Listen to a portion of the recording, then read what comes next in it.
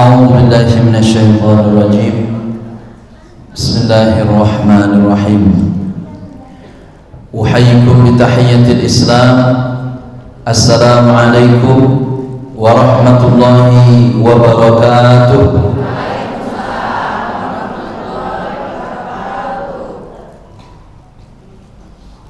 Sekali lagi hadirin sekalian, karena salah satu yang sering dilalaikan oleh kebanyakan kaum muslimin tatkala dalam acara-acara pertemuan, yang pertama, mereka tidak memperhatikan bagaimana menebarkan salam. Sementara Nabi, hadirin sekalian, beliau pernah bersabda, la tadkhulunal jannata hatta tu'minu, kata beliau, kalian semua tidak akan masuk ke dalam surga sampai kalian menjadi orang yang beriman. Wala tu'minu hatta tahabbu, kata beliau, dan kalian semua tidaklah beriman sampai kalian saling cinta mencintai.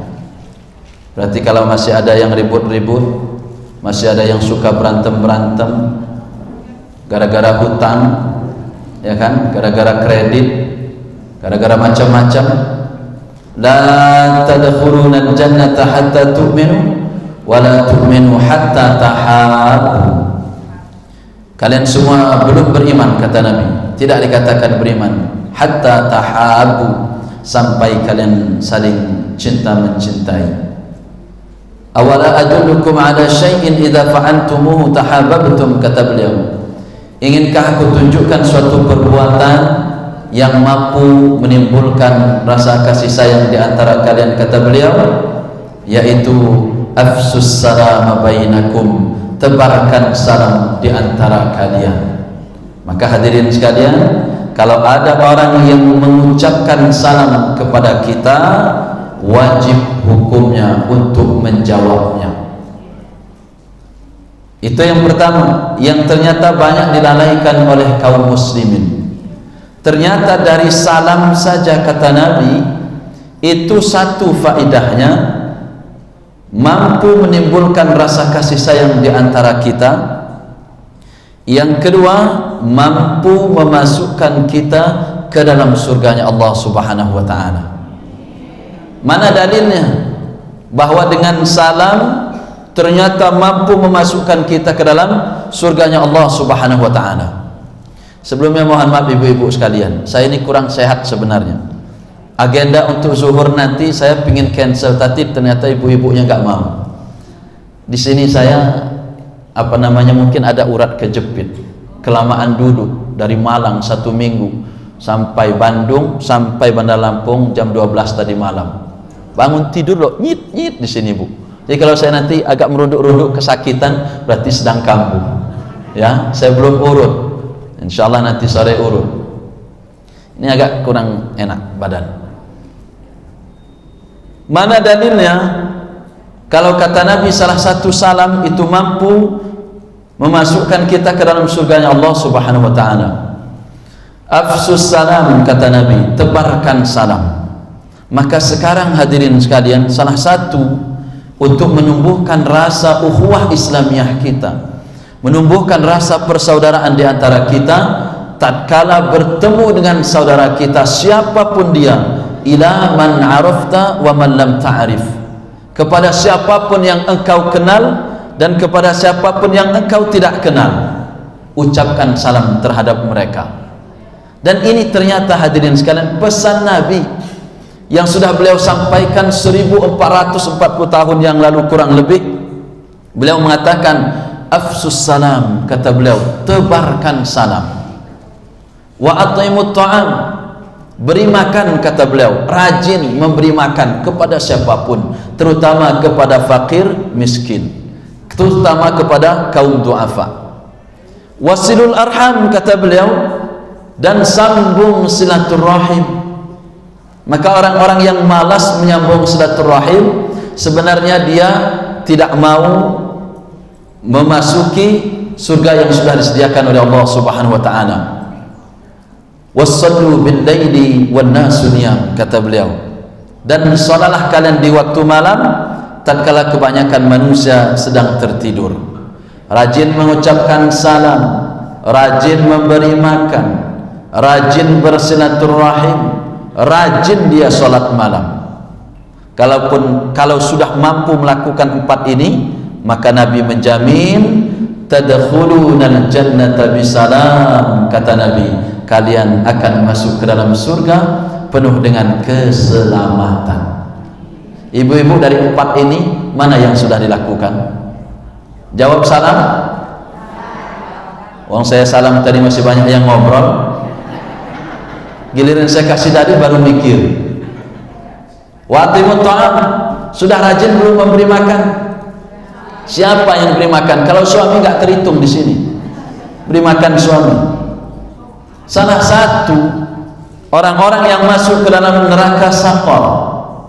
Ibu-ibu tahu surah Al-Mudaththir? Tahu di juz ke berapa? Surah Al-Mudaththir di juz ke-29. Itu gara-gara penyebab orang yang masuk neraka Saqar karena tidak pernah memberi makan. Kepada siapa? Kepada orang-orang miskin. Apa kata mereka? Orang-orang kawan-kawannya yang di surga bertanya kepada mereka, ma salakakum fi saqar, apa yang menyebabkan kalian masuk ke neraka Saqar? Qalu, kata mereka, lam naku minal musallin. Pertama kata mereka, kami bukan termasuk orang-orang yang melakukan sholat. Maka salah satu orang yang suka meninggalkan sholat, apalagi tidak sholat, itu nanti tempatnya adalah neraka Saqar. Di mana itu tercantum? Di dalam surah Al-Mudaththir. Qalu lam naku minal musallin. Orang-orang di neraka Saqar itu bilang, qalu lam naku minal musallin, kami dulu bukan termasuk orang-orang yang melakukan sholat.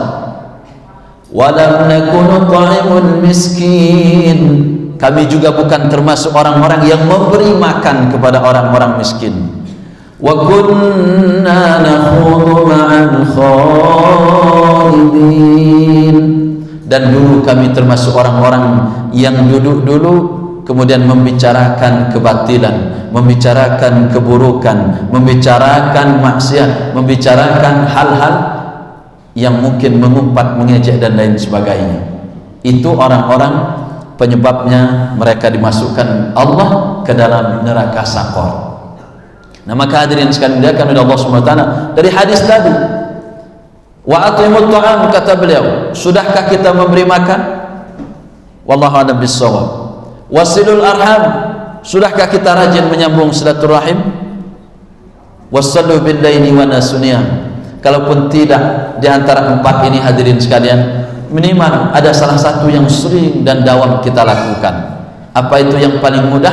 Yaitu afsus salam, menebarkan salam. Maka sekali lagi hadirin sekalian, uhayyikum bi tahiyyatil Islam. Assalamualaikum warahmatullahi wabarakatuh.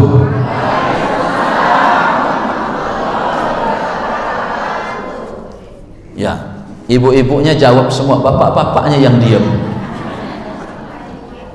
Ya, karena di dalam salam itu hadirin sekalian mengandung 3 doa, maka harus kita lazimkan, harus kita dawamkan.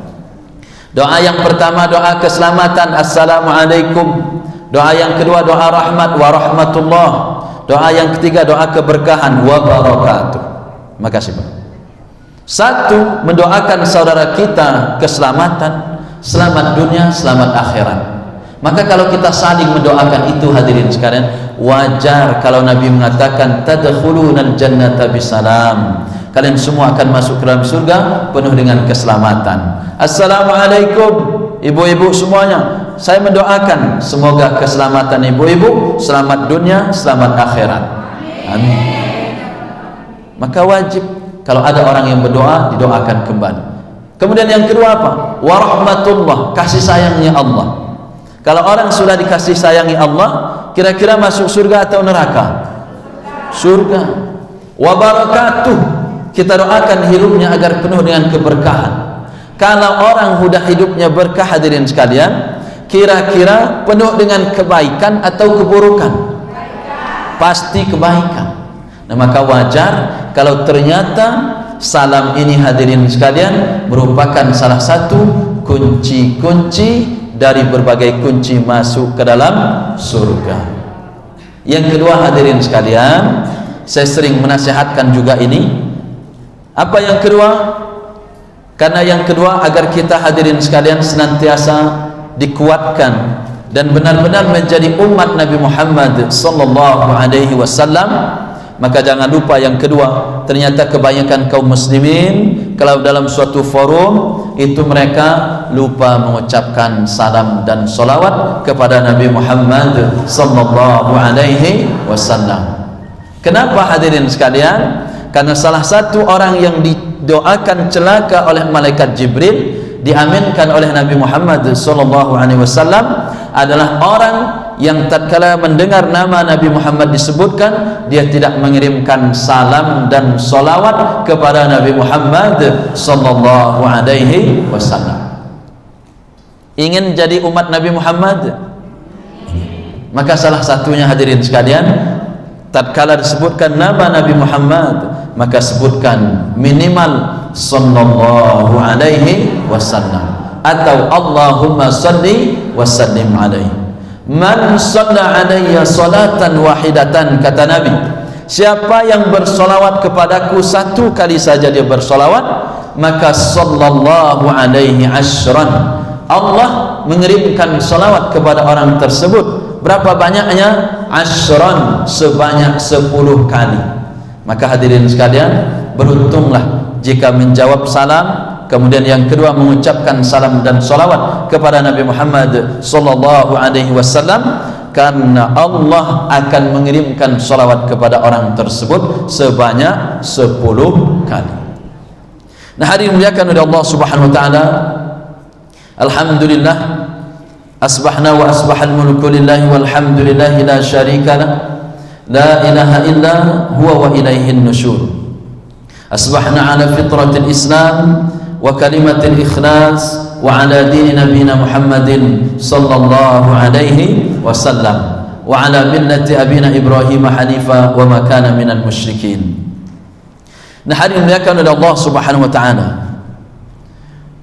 dalam suatu hadis ini pernah saya sampaikan mungkin ketiga kali di majlis ini, tapi perlu saya sampaikan, hadirin sekalian, karena di dalam hadis ini mengandung sebuah peringatan besar bagi kaum muslimin.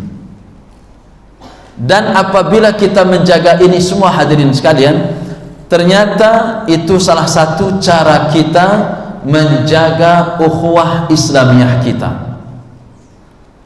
Apa kata Rasulullah sallallahu alaihi wasallam? Karena zaman sekarang ini, hadirin sekalian, zamannya orang saling mengolok-olok, zamannya orang saling mencela. Apakah mencelanya dengan media sosial? Ada yang komentar, misalnya ada si A ingin nyapres jadi presiden, nanti dicari kesalahannya, apapun kesalahannya, bahkan yang bukan kesalahan pun dibuat menjadi sebuah kesalahan, bahkan baiknya pun dicerca, apalagi buruknya. Ini zaman sekarang, hadirin sekalian. Ada yang mencerca lewat media sosial dengan tulisan-tulisan tangannya, ada yang mencerca dengan membuat video-video, ada yang mencerca dengan postingan-postingan dan lain sebagainya. Dan ini ternyata, hadirin muliakan oleh Allah Subhanahu wa taala, mampu memecah belah persatuan umat Islam, mampu memecah rasa ukhuwah di antara kita semuanya. Apalagi yang mudah percaya, ada berita A langsung percaya dia, langsung share sana, share sini, share situ dan lain sebagainya. Ternyata ini nanti, hadirin sekalian, dia sudah memecah persatuan umat Islam, dan juga dia sudah menanam kezaliman terhadap saudara-saudaranya. Ada lagi yang kedua, zaman sekarang itu zaman orang saling tuduh menuduh. Yang belum tentu salah sudah divonis langsung salah, bahkan ada yang langsung ditembak mati. Banyak yang begitu, Bu? Banyak. Baru terduga, padahal mungkin disetting. Terduga langsung ditembak mati. Karena dia ulama yang hebat, dia ulama yang punya pengaruh yang besar, dicari kesalahan-kesalahannya, dituduh-tuduh, agar apa? Agar dia mampu nanti masuk ke dalam penjara, sehingga tidak lagi mampu untuk memberikan peringatan kepada umat Islam. Ada yang seperti itu? Ada. Nanti belum lagi ada orang-orang yang sengaja memang dibunuh, orang-orang yang punya pengaruh-pengaruh hebat, itu nanti dibunuh, ditumpahkan darahnya, entah menggunakan tangannya sendiri atau menggunakan tangan orang lain, sehingga nampak janggal apa penyebab kematian mereka. Ada yang seperti itu? Ada. Banyak. Ternyata hadirin sekalian, hebatnya Nabi, karena Rasulullah SAW salah satu kelebihan beliau itu diberikan oleh Allah Subhanahu wa taala bagaimana melihat masa depan. Bukan seorang peramal, tapi Nabi diberikan kekuatan oleh Allah, mampu bagaimana nanti ratusan tahun ke depan umat Islam akan begini, nanti puluhan tahun ke depan yang namanya Romawi akan dikalahkan. Jadi Rasulullah SAW punya kekuatan yang mampu melihat masa depan, yang semuanya itu adalah datangnya dari Allah Subhanahu wa taala. Nah, maka hadirin dimuliakan oleh Allah Subhanahu wa taala, dan ini nanti pasti akan terjadi. Apa kata Rasulullah sallallahu alaihi wasallam? Beliau pernah, satu hadis ini jamaah sekalian. Hadis yang pertama, siapapun di antara kita jangan sampai ada kezaliman terhadap saudara-saudara kita. Kezaliman bentuknya apapun, entah kezaliman dia menuduh saudaranya, entah kezaliman dia pernah membuka aib-aib saudaranya, entah kezaliman dia pernah pinjam uang ternyata dia tidak kembalikan, itu juga termasuk sebuah kezaliman. Entah dia pernah pinjam barang, misalnya barang sesuatu tidak dibalik-balikan, tidak dikembalikan, itu juga sebuah kezaliman. Atau mungkin dia dulu pernah menuduh saudaranya, ternyata bukan dia pelakunya, ternyata bukan dia yang melakukannya misalnya, tapi dia sudah turut menuduhnya, maka itu juga bentuk dari sebuah kezaliman terhadap saudaranya. Siapapun di antara kita hadirin sekalian, Nabi mengatakan dalam hadis riwayat Bukhari, Nabi mengatakan, man kanat lahu mazlamatun li akhihi min 'irdihi aw syai'in falyatahaddalhu, kata beliau. Siapapun di antara kita hadirin sekalian yang memiliki kezaliman apapun bentuknya, karena ini bisa merusak persaudaraan kita hadirin sekalian. Siapapun yang memiliki kezaliman, ibu-ibu majlis Masjid Nurul Iman nuduh-nuduh majlis sana itu begini-begini dan seterusnya, karena di sana kunut, di sini enggak kunut misalnya, laju kita jadi perang, laju kita saling bermusuh-musuhan, karena gara-gara di sana basmalahnya jahar, di sini basmalahnya sir, ribut diam-diaman, majlis A ini tidak mau datang ke majlis B, majlis B tidak mau datang ke majlis C, secara diam-diam sebenarnya sudah terjadi keributan. Namanya perang dingin, hatinya yang bermain. Gak usahlah katanya ke masjid situ, sana itu gak kunut kalau subuh katanya, sama masjid sini gak usah, sana itu kunut subuhnya, gak usah katanya. Saling perang.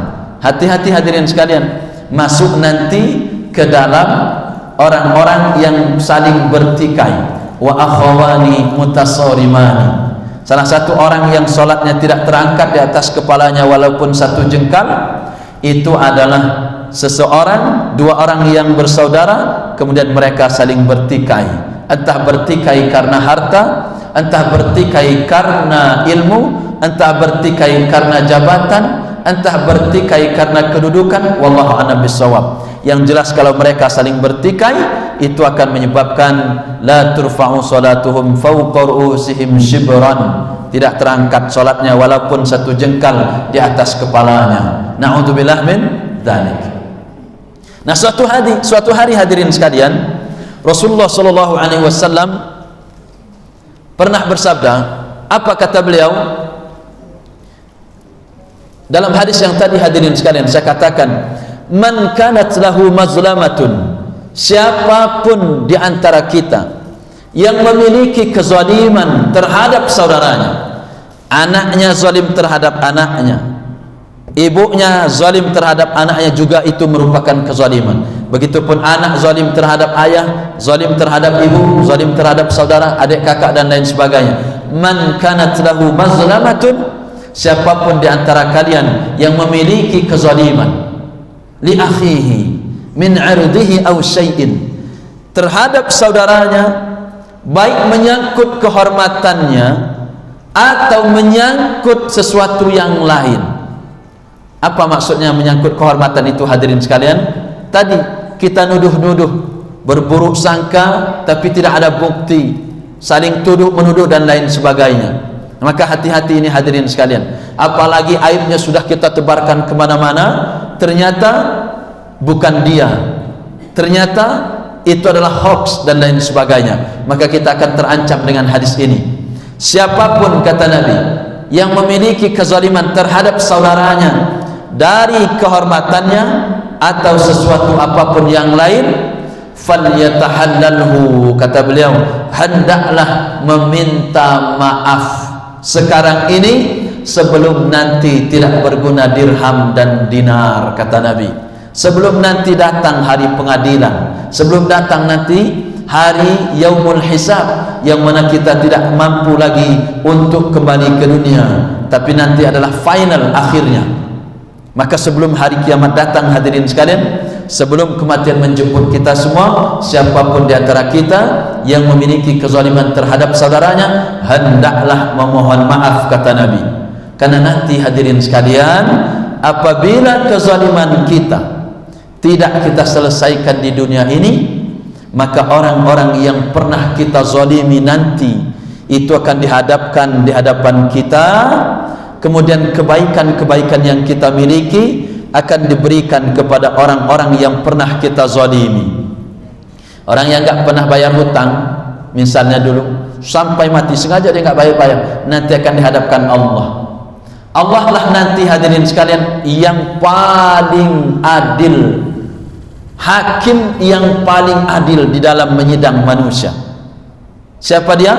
Allah subhanahu wa ta'ala. Mana dalilnya? Alaihissallahu biahkamil hakimin, terdapat di dalam surah At-Tin. Allah nanti yang akan mengadili kita seadil-adilnya. Maka siapapun dia yang memiliki kezaliman terhadap saudaranya, hendaklah dia memohon maaf sebelum nanti tidak berguna lagi dinar, tidak berguna lagi dirham, enggak bisa lagi ada jual beli, tidak bisa lagi namanya sogok menyogok dan lain sebagainya. Maka Nabi, hadirin sekalian, masih kaitan dengan hadis ini, Nabi pada suatu hari bertanya kepada Rasulullah SAW. Beliau bertanya kepada para sahabat. Apa kata Nabi? Atadruna mal muflis, kata beliau, kalian tahu tidak siapakah orang yang paling merugi? Maka para sahabat menjawab, qalu al-muflisu fina man la dirham lahu wala mata'a. Orang-orang yang merugi di antara kami, kata Nabi, adalah orang-orang yang tidak memiliki dinar, tidak memiliki dirham, dan juga tidak memiliki perhiasan. Pada suatu hari hadirin sekalian, Nabi bertanya, siapa orang yang paling merugi? Ternyata dijawab oleh para sahabat, orang yang paling merugi adalah orang yang tidak memiliki uang dirham di waktu itu, dan orang-orang yang tidak memiliki perhiasan. Ini ibu-ibu punya perhiasan semua? Enggak punya, berarti rugi dalam hadis ini. cincin nggak punya, gelang nggak punya, rantai nggak punya. Nanti pulang dari majlis ini, Pak gitu, ayah, ini kata Ustaz Doni, saya termasuk orang yang merugi. Jangan sampai nanti merugi di akhirat. Siapa dia? Karena man la dirhama lahu wala mata'a, tidak memiliki uang, sudah tidak dikasih uang sama suaminya, tidak pula diberikan perhiasan, benar-benar sangat merugi. Tapi tenang hadirin sekalian, bukan ini yang dimaksudkan oleh Rasulullah SAW. Nabi tidak membenarkan jawaban ini dan beliau tidak juga menyalahkan. Tapi Nabi justru ingin memberikan peringatan yang besar bagi kita semua. Dan ini salah satu peringatan agar kita menjaga hak-haknya kaum muslimin, jangan sampai kita zalimi. Apakah kemudian Rasulullah SAW mengatakan, hadirin sekalian, al-muflis, innal muflisah, kata Nabi, sesungguhnya kata beliau, orang yang paling merugi min ummati, kata beliau, dari kalangan umatku. Kalau sahabat tadi hadirin sekalian mengatakan orang yang paling merugi itu orang yang tidak memiliki uang dan tidak memiliki perhiasan, tapi Nabi mengatakan ada lagi orang yang lebih merugi. Innal muflisa, kata beliau, orang yang paling merugi min ummati, dari kalangan umatku, kata Nabi. Siapa dia? Yaitu ya'ti yaumal qiyamah, kata beliau, orang ini nanti, dia hidup di zaman Nabi Muhammad SAW, dia pun mengaku umatnya Nabi Muhammad SAW. Min ummati, kata Nabi. Adapun orang yang paling merugi di kalangan umatku, kata beliau, ya'ti yaumal qiyamah, datang nanti pada hari kiamat. Ibu-ibu bisa bayangkan betapa dahsyatnya hari kiamat nanti. Hari kiamat itu hadirin sekalian, kalau di dalam surah Abasa Allah mengatakan nanti setidaknya ada dua jenis wajah. Wajah yang pertama, wujuhun yawma idzin musfirah, wajah yang bercahaya, dhahikatun mustabsyirah.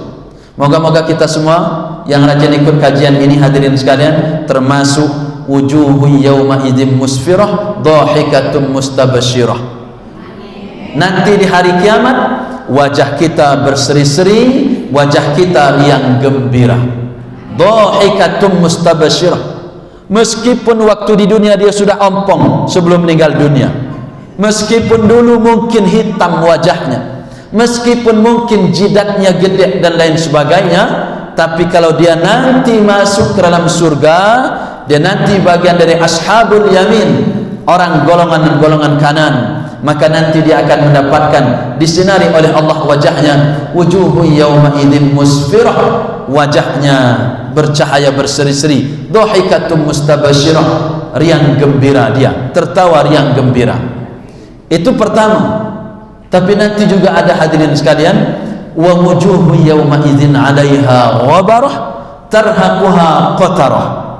Ada juga wajah pada hari itu tertunduk hina, hitam legam. Mereka merasakan beratnya apa yang akan mereka hadapi ke depannya, yaitu akan menjadi ahlun nar, yaitu golongan ashabus shimal, orang-orang yang masuk dalam nerakanya Allah Subhanahu wa taala. Na'udzubillah min dzalik.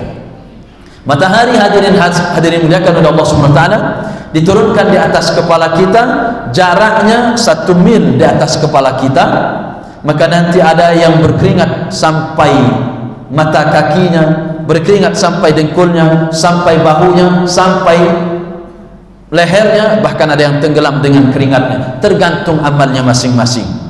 Maka nanti Nabi menjamin ada 7 golongan yang nanti akan mendapatkan penaungan dari Allah Subhanahu wa taala nanti pada hari kiamat. Siapakah dia? Salah satunya hadirin sekalian, maka moga-moga kita semua pun termasuk di dalamnya, yaitu 2 orang yang bersaudara, atau 2 orang, walaupun sebutkan di sini warujulani, tapi moga-moga ini termasuk juga ibu-ibu, tentunya juga bapak-bapak. Warajulani tahaba fillah, ijtama'a alaihi wa tafarraqa alaihi. Dua orang yang saling mencintai karena Allah, mereka berkumpulnya karena Allah, dan mereka berpisahnya pun karena Allah. Mereka berteman, mereka berkawan, itu karena Allah, ingin mendekatkan diri kepada Allah, bukan karena satu hobi. Karena hobi-hobinya misalnya main lato-lato misalnya, berkawan akrab mereka. Bukan karena mereka hobi main badminton misalnya, buat bapak-bapak berkawan akrab mereka, bukan. Tapi mereka berkawan akrab karena Allah Subhanahu wa ta'ala. Maka orang yang berteman, orang yang bersahabat karena Allah, mereka datang ke Masjid Nurul Iman ini karena Allah. Mereka nanti berpisahnya pun karena Allah. Nanti ngaji bareng, nanti ikut pengajian bareng, keluarnya bareng. Kemudian mereka juga ikut belajar misalnya halaqah-halaqah Quran dan lain sebagainya karena Allah. Maka ini salah satu sab'atun yuzilluhumullahu fi zillihi yauma la zilla illa zilluh. Orang yang akan mendapatkan dari 7 golongan, mereka salah satunya adalah karena bersahabat karena Allah Subhanahu wa ta'ala. Yang kedua, warajulun qalbuhu mu'allaqun fil masajid, yaitu seseorang yang hatinya terpaut dengan masjid, rajin ke masjid, senang dengan masjid, memakmurkan masjid, senantiasa salat berjamaah kalau laki-laki di masjid. Kalau ada kajian, ibu-ibu rajin juga datang ke masjid karena kajian di masjid dan lain sebagainya. Insya Allah mereka adalah orang-orang yang memiliki hati yang terpaut dengan masjid. Dan orang-orang seperti ini nanti akan dinaungi oleh Allah di hari kiamat nanti. Tatkala matahari diturunkan di atas kepala kita, jaraknya 1 mil. Berapa 1 mil? 1,7 kilometer kurang lebihnya. Dan sekarang jarak matahari dengan dunia, ibu-ibu sekalian, berapa jaraknya? 100 kurang lebih 150 juta kilometer.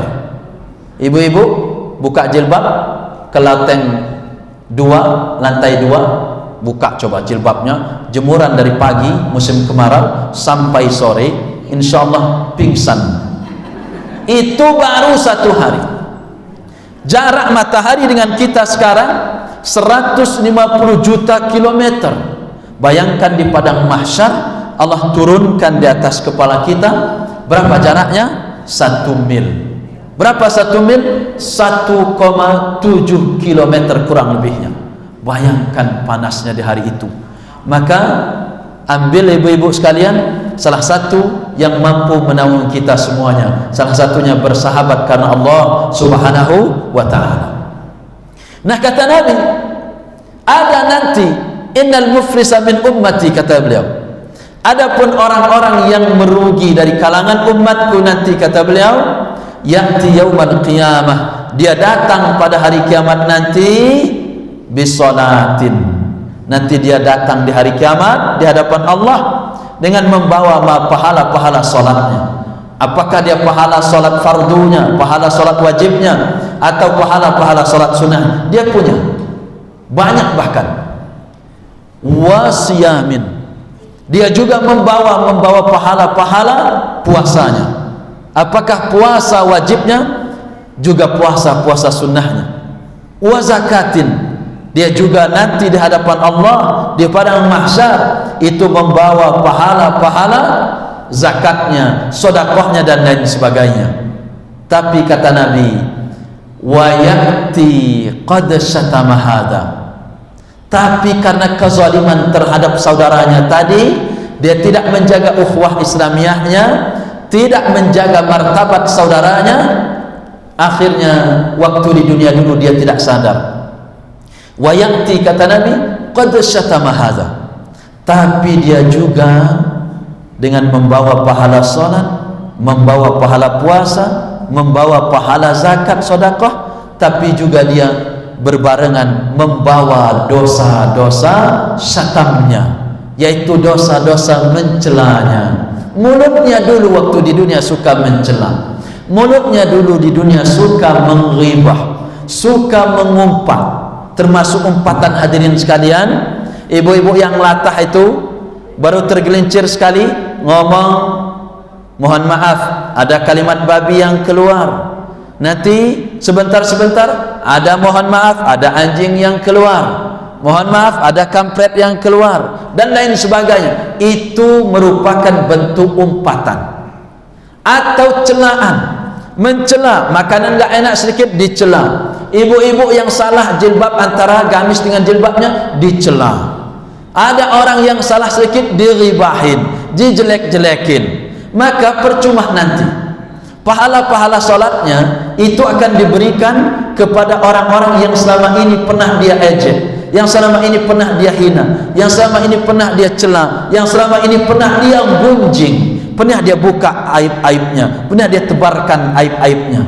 Termasuk nanti hadirin sekalian, apalagi yang jadi buzzer-buzzer, kan sudah mau pilpres, udah mulai kan politik, sudah mulai panas. Calon A ngusung A, calon B ngusung G misalnya, mulai itu perang di media sosial, saling cela mencela. Betul Pak? Coba baca di media sosial itu, jangan mudah percaya. Apapun keburukannya dicari-cari, bahkan tidak ada keburukannya pun dibuat-buatkan keburukannya. Itu sama saja mencela, membuka aibnya, menebarkan keburukan-keburukan saudaranya. Maka siapapun kita yang terlibat nanti, hati-hati. Nanti kita akan dihadapkan. Sekali lagi, alaihissallahu biahkamil hakimin.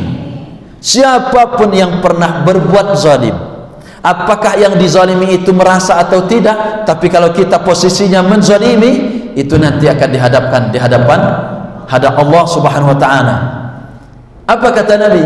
Orang ini membawa pahala puasa, pahala salat, pahala berzakatnya, tapi juga dia membawa dosa-dosa mencelanya, dosa mengumpatnya, dosa menghibahnya, dosa menyakiti saudaranya dengan mulut-mulutnya. Maka hati-hati dengan mulut-mulut kita, ibu-ibu sekalian, begitupun dengan bapak-bapak. Maka Nabi mengatakan ciri seorang muslim, al-muslimu, seorang muslim itu yang benar karena dia menjaga martabat saudaranya, man saliman muslim, yaitu yang menyelamatkan muslim yang lainnya, min lisanihi, dari gangguan lisannya. Jangan diejek-ejek. Kalau dia salah, maklumi, namanya manusia. Kalau misalnya dia benar-benar ada aib, kekurangan dan lain sebagainya, jangan disebarluaskan kalau tidak ada keperluannya. Kalau misalnya dia pernah berbuat salah dengan kita, jangan laju kita mengumbarnya kemudian menjelek-jelekkan dirinya, karena itu merupakan aswa'un nas. Salah satu ciri manusia yang paling buruk itu, waktu mereka berteman itu saling muji-memuji. Tatkala mereka ada masalah, satu lari ke teman yang sana, satu lari ke teman yang situ, saling, yang A jelek-jelekin si B, jelek semua pokoknya. Yang B menjelek-jelekkan kawan akrabnya dulu si A di sebelah sana, dijelek-jelekin semuanya, dibuka aib-aibnya. Itu aswa'un nas, seburuk-buruk manusia seperti itu. Kan kadang-kadang manusia seperti itu. Waktu berkawan, waktu mereka masih berkongsi, waktu mereka masih satu relasi, saling sokong menyokong, saling bahu membahu. Tatkala ada terjadi perselisihan, laju semuanya membongkar sama-sama aib yang ada di antara keduanya. Itu namanya seburuk-buruk manusia. Salah satu orang yang paling buruk itu adalah orang yang seperti itu. Maka jangan sampai di antara kita seperti itu. Gara-gara yang tadi dia dukung capres A, habis itu beralih ke capres G misalnya, jelek-jelekin pendukung si A, yang A pun jelek-jelekin pendukung si G. Pecah akhirnya. Tidak mau lagi saling meminjamkan piring, padahal rumah saling bertetangga, sebelahan rumah. Lewat pun tidak lagi mau ngelakson. Gara-gara apa? Hanya beda pilihan. Pecah umat Islam. Betul? Ini sering terjadi hadirin sekalian. Saya memperingatkan, jangan sampai kita terjadi berulang-ulang seperti ini. Nanti akan panas perpolitikan ke depannya, hadirin sekalian. Mohon dijaga. Jaga iman kita, jaga persatuan kita. Menjaga persatuan jauh lebih penting. Maka hadirin muliakan oleh Allah Subhanahu wa taala, salah satunya hindari menjelek-jelekkan yang lain. Kalau ibu dan bapak tidak punya bukti kuat apalagi, maka jangan sampai. Diam saja itu lebih baik. Karena kata Nabi, "Man kana yu'minu billahi wal yawmil akhir falyaqul khairan aw liyasmut," kata beliau. Siapa yang beriman kepada hari akhir, maka hendaknya dia diam atau berkata-kata yang baik. Diam aja, kalau enggak ngomong yang baik. Kenapa hadirin sekalian? Karena kadang-kadang mulut kita ini, anak kita salah kita cela. Alah nak gini aja kamu nggak bisa, ibu dulu. Wah, kan gitu. Masih TK udah bisa ngitung begini, kamu udah kelas 6 nggak bisa. Ngejek namanya, ngumpat, mencela. Maka buka surah Al-Humazah hadirin sekalian, karena biasanya kita sering latah. Apa kata Allah dalam surah Al-Humazah? Allah mengancam mulut-mulut yang suka mencela, mulut-mulut yang suka mengumpat. Apa kata beliau?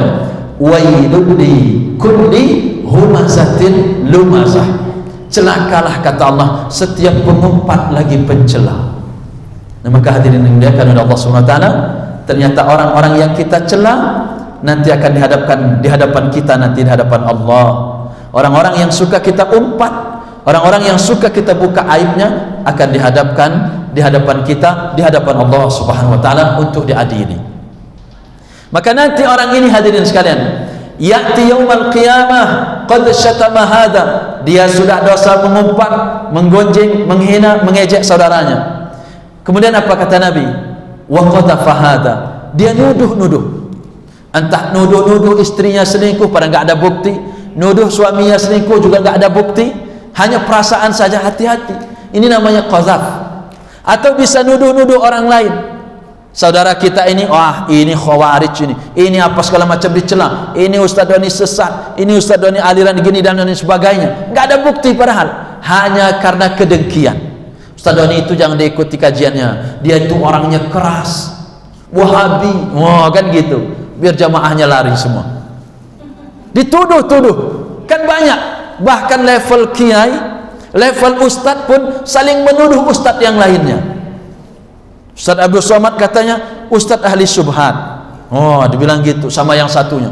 Jangan dekatin karena dia itu sesat, ahli bid'ah. Kan gitu. Mudah nuduh-nuduh, hati-hati. Karena ini nanti perkara berat hadirin sekalian. Ini merupakan bentuk kezaliman. Ibu-ibu lihat orang bercadar udah mulai curiga. Jangan-jangan ini anak teroris. Nuduh ibu-ibu, curiga dalam hati, zon namanya. Sebagian zon, prasangka, itu adalah dosa kata Nabi. Lihat misalnya ada orang celananya jengkrang, ini nih Wahabi nih, hati-hati nih. Wah gitu. Mas Rudi mentang-mentang celananya jengkrang, mulai curiga ini pengurus Masjid Nurul Iman. Jangan-jangan nih Wahabi satu nih, keras nih orangnya. Ibu-ibu jilbabnya sampai, ada yang jilbabnya sampai mata kakinya, ada. Oh ini nih, kan gitu ya. Laju dicap aliran keras nih, hati-hati. Mulai dicurigai, ditandai, hati-hati. Itu mampu memecah belah persatuan kita. Jangan mudah terprovokasi. Kenapa hadirin dimuliakan oleh Allah Subhanahu wa taala? Fala tuzakku anfusakum huwa a'lamu biman ittaqo, dalam surah An-Najm. Allah mengatakan jangan kita merasa yang sudah suci, merasa kita sudah banyak amal solehnya, merasa kita paling banyak salatnya, merasa kita sudah banyak ilmunya, merasa sudah paling benar. Hati-hati, apalagi sudah level merasa paling benar. Ini pengajian kita Bu yang paling benar, mereka semua salah. Hati-hati. Merasa paling baik, itulah salah satu yang menyebabkan iblis diusir dari surga. Iblis tidak mau sujud kepada Nabi Adam karena merasa lebih baik. Apa kata iblis? Ana khairum minhu khalaqtani min nar wa khalaqtahu min tin. Saya, kata iblis, lebih baik dari dia. Merasa aja lebih baik, nggak mau lagi karena merasa di kelompoknya lebih baik, ustadznya lebih nyunah misalnya, ustadznya lebih sahih dalilnya, merasa aja sebenarnya. Padahal belum banyak membaca kitab, baru merasa aja. Kalau bahasanya Ustadz Adi Hidayat tuh kurang banyak piknik sebenarnya. Baru belajar satu, wah udah merasa paling benar sendiri. Padahal banyak pensyarah para ulama dan lain sebagainya, udah ngerasa benar, udah nyalahin yang lain, mudah menyalahkan. Apalagi sampai level mengkafirkan, na'udzubillah min dzalik. Itu namanya hadirin sekalian, sama dengan bisa masuk wa qadhafa hadza, nuduh-nuduh. Hati-hati akan dihadapkan di hadapan Allah Subhanahu wa taala. Kemudian hadirin oleh Allah Subhanahu wa taala, wa akala mala hadza, dia dulu juga pernah memakan harta saudaranya dengan cara yang batil. Hati-hati, para koruptor nanti, duit siapa yang dimakan oleh para koruptor? Duit rakyat bukan? Akan dihadapkan di hadapan kita semua nanti. Siapa yang maling-maling uang kita nanti? Betul. Wa akana mala hadza.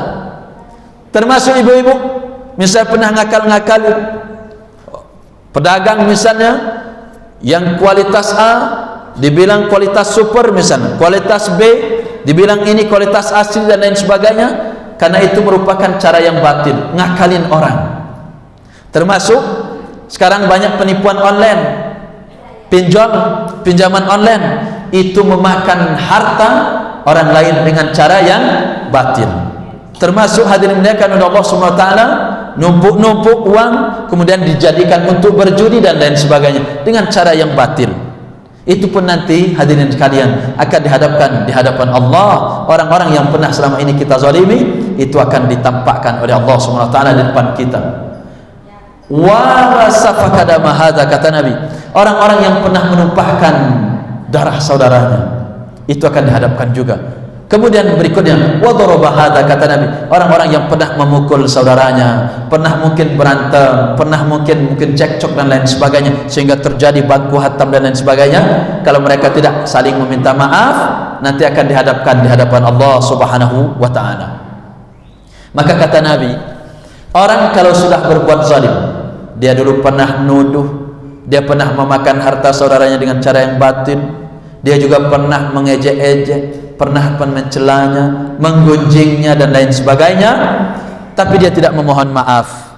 Nanti di hadapan Allah, orang-orang yang berbuat zalim ini hadirin sekalian, seluruh kebaikan-kebaikan orang ini, pahala salatnya, pahala puasanya, pahala zakatnya akan dibagikan kepada orang-orang yang pernah dia zalimi. Dibagikan. Habis. Fa in faniyat min hasanatih, kata Nabi, jika seluruh kebaikan-kebaikannya sudah dibagikan, gak ada lagi kebaikan yang bisa dibagi. Akhirnya apa yang terjadi? Orang-orang yang pernah dia zalimi ini, keburukan-keburukan mereka ditimpakan kepada si penzalim ini. Akhirnya apa yang dia tanggung? Keburukan orang yang pernah dia zalimi, dia yang menanggungnya. Akhirnya summa turiha finnar, kata Nabi, akhirnya orang ini dicampakkan ke dalam neraka.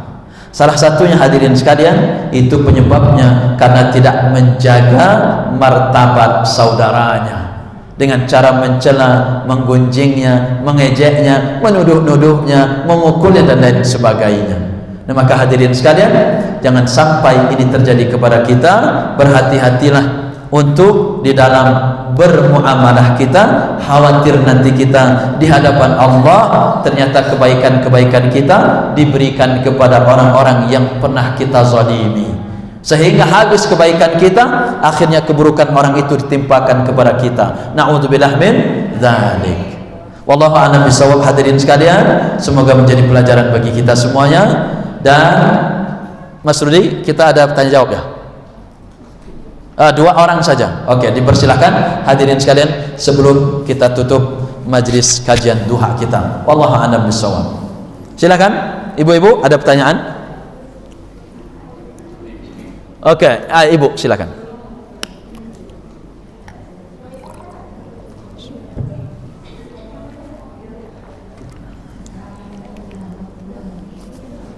Udah hidup Bu?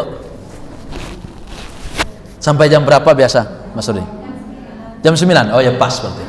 Jam 9 kurang 5. Waalaikumsalam warahmatullahi wabarakatuh.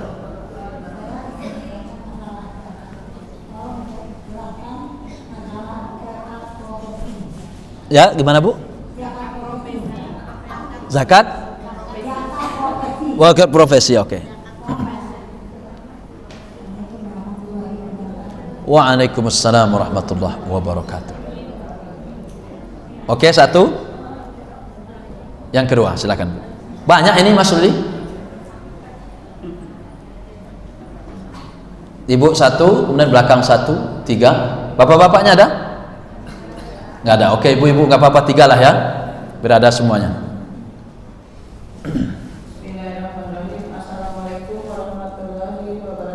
Waalaikumsalam warahmatullahi wabarakatuh. Kalau dunia itu ada ujian dan cobaan. Betul. Nah, selama di dunia ini kita harus sabar dalam.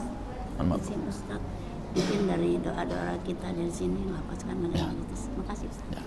Nah, di dunia ini kita harus terus dan terus dikasih ujian dan cobaan dan musibah. Sampai seseorang itu sampai meninggal dunia itu tidak ada bersih dari dosa. Nah, yang saya tanyakan, apakah kita ini kalau sudah merasa dikasih ujian, cobaan, musibah, terus dan terus sampai akhir hayat, apakah iya itu sampai kita itu tidak ada dosa? Makanya sampai apa surat itu ya lupa. Jadi tidak sampai tidak ada dosa. Gitu. Ya. Wassalamualaikum warahmatullahi wabarakatuh. Waalaikumsalam warahmatullahi wabarakatuh. Baik. Terima kasih Bu. Oke. Yang ketiga, di belakang apa Ibu? Oke, Ibu aja yang nggak apa-apa. Silakan nanti belakang juga ini. Nggak apa-apa, kita akomodir semua ya, panitia ya. Oke ya.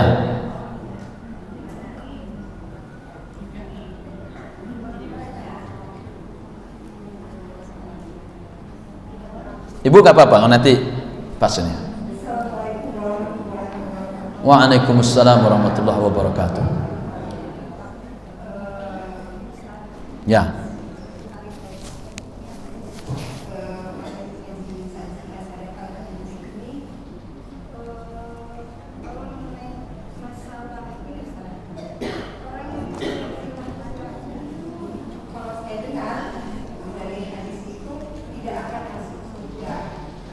Yang mana? Hadis yang mana?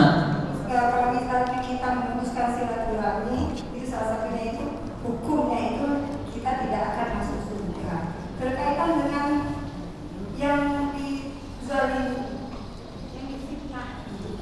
Apabila seseorang ini dia diam dengan dizalimi, difitnah, tapi dengan tidak ada niatan untuk membalas, dan dia tidak memerlukan orang itu meminta maaf atau seperti apa, tetapi cuma dalam hati.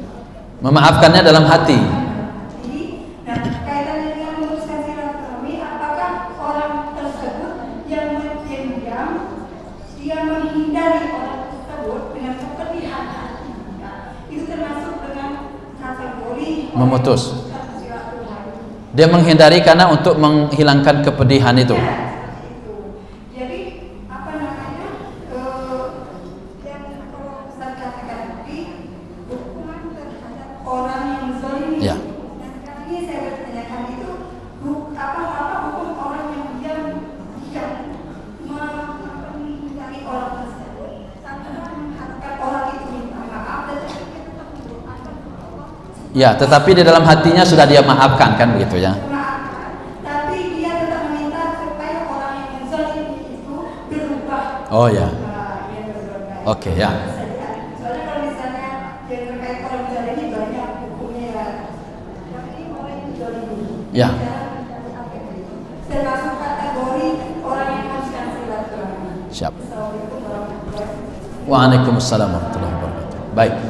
Jadi intinya apakah dia termasuk orang yang memutus silaturahim? Oke. Zakat profesi Kemudian ibu ini tadi, bagaimana orang yang siksa terus mendapatkan ujian itu ya? Ya. Waalaikumsalam warahmatullahi wabarakatuh.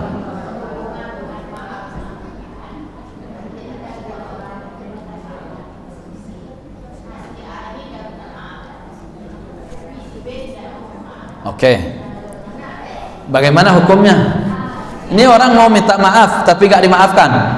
Kayak pertama Bu, tentang zakat profesi. Zakat profesi ini ikhtilaf para ulama.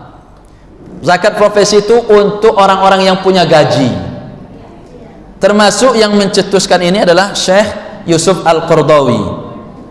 Nah, kalau ibu-ibu ingin menerapkan ini, walaupun sebagian mengatakan gak ada zakat profesi, ingat ya, ini ikhtilaf di kalangan ulama.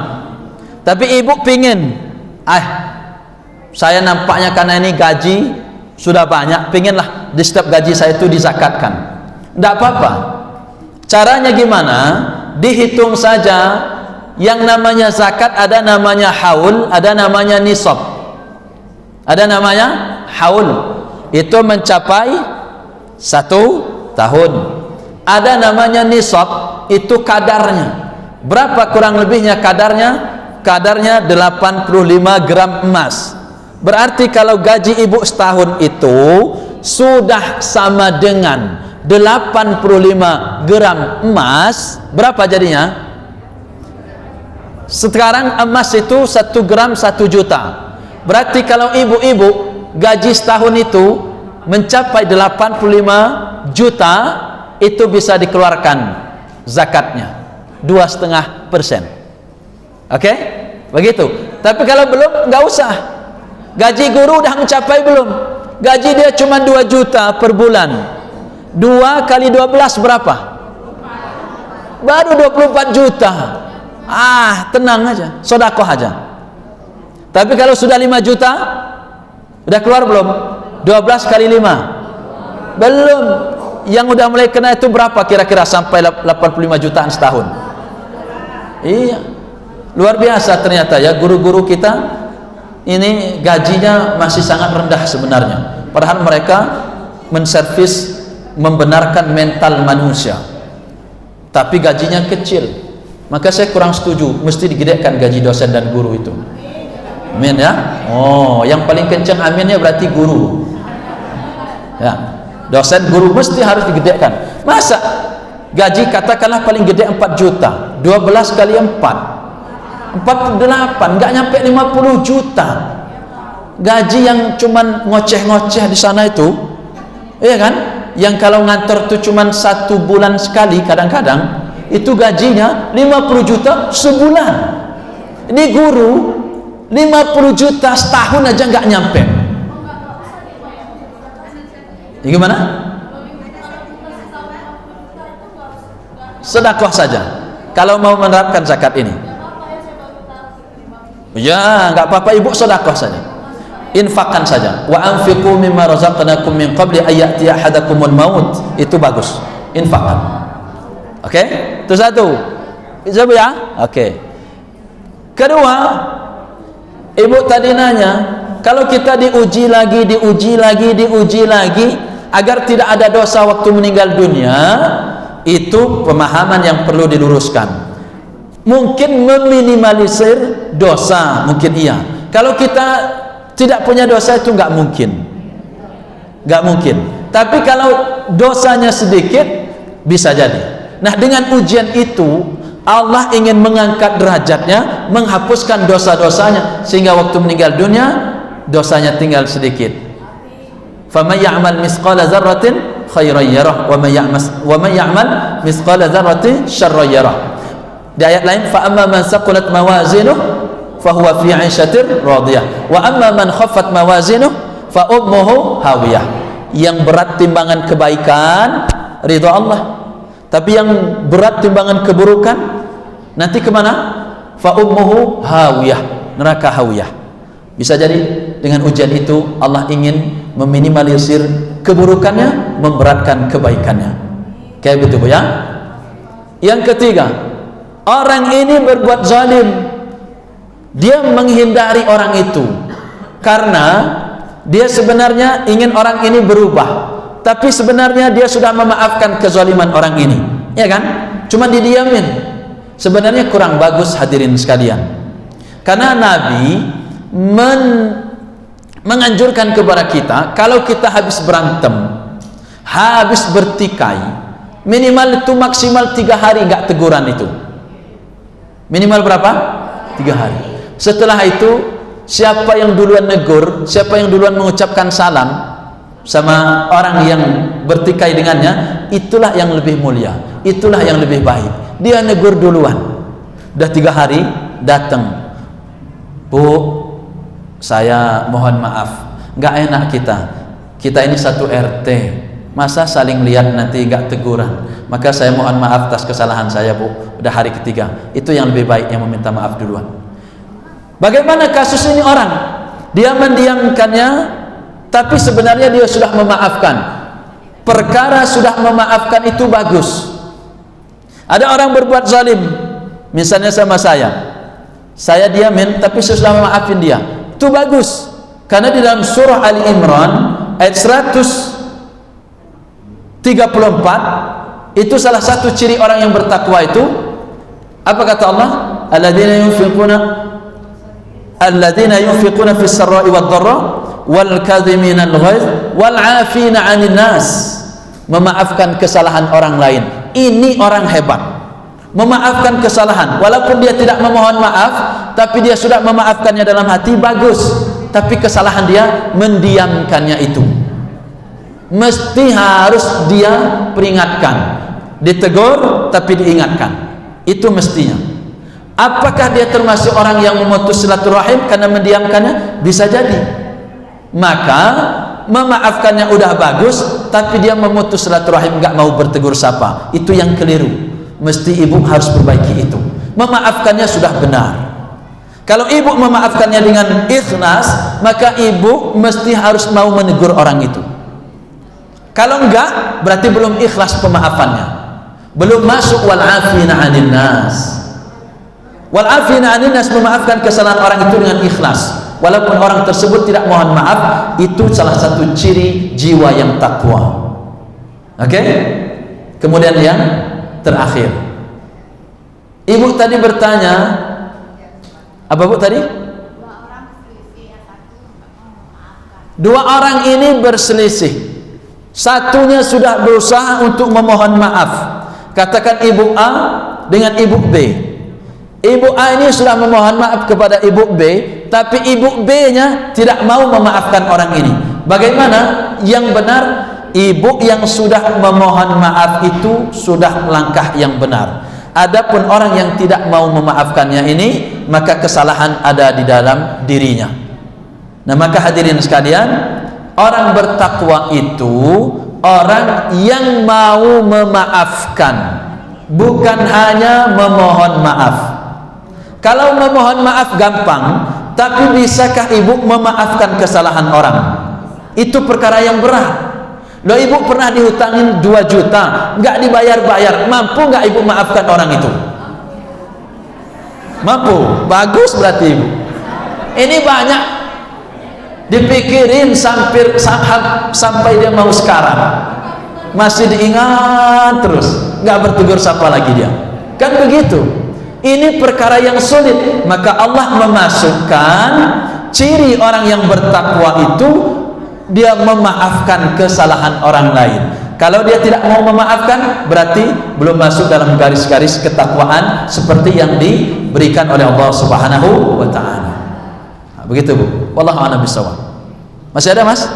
Iya, satu lagi. Mohon maaf, Pak MC. Jamaah sekalian, di akhir sesi ini, ya, gimana?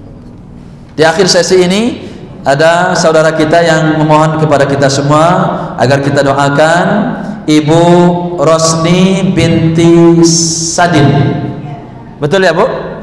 Ibu Rosni binti Sadin kita doakan karena beliau sedang kritis. Semoga Allah memberikan kesehatan kepadanya dan semoga Allah mengangkat penyakit-penyakitnya. Amin Allahumma amin.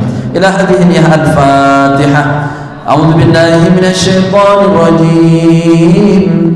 Bismillahirrahmanirrahim. Alhamdulillahi rabbil alamin.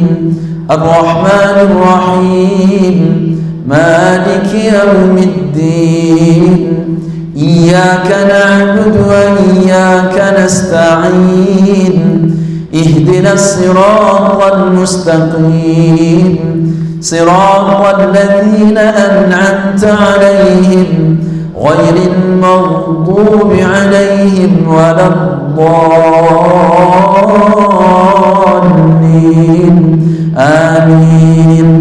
Allahumma mudhibil ba's rabban nas isfi Bu Rosni binti Sadin ya Allah, wa anta syafi la shifaan illa shifauka shifaan la yughadiru saqama. Allahumma mudhibil ba's rabban nas isfi Rosni binti Sadin ya Allah, wa anta syafi la shifaan illa shifauka shifaan la yughadiru saqama. Allahumma mudhibil ba's rabban nas isfi Rosni binti Sadin ya Allah, wa anta syafi la shifaan illa shifauka shifaan la yughadiru saqama. Amin ya rabbal alamin. Dan semoga kita semua senantiasa juga diberikan kesehatan oleh Allah Subhanahu wa taala, senantiasa ditambahkan ilmu-ilmu yang bermanfaat. Mohon maaf atas segala kekurangan, dan subhanakallahumma wa bihamdika asyhadu an la ilaha illa anta astaghfiruka wa atubu ilaik. Wassalamualaikum warahmatullahi wabarakatuh.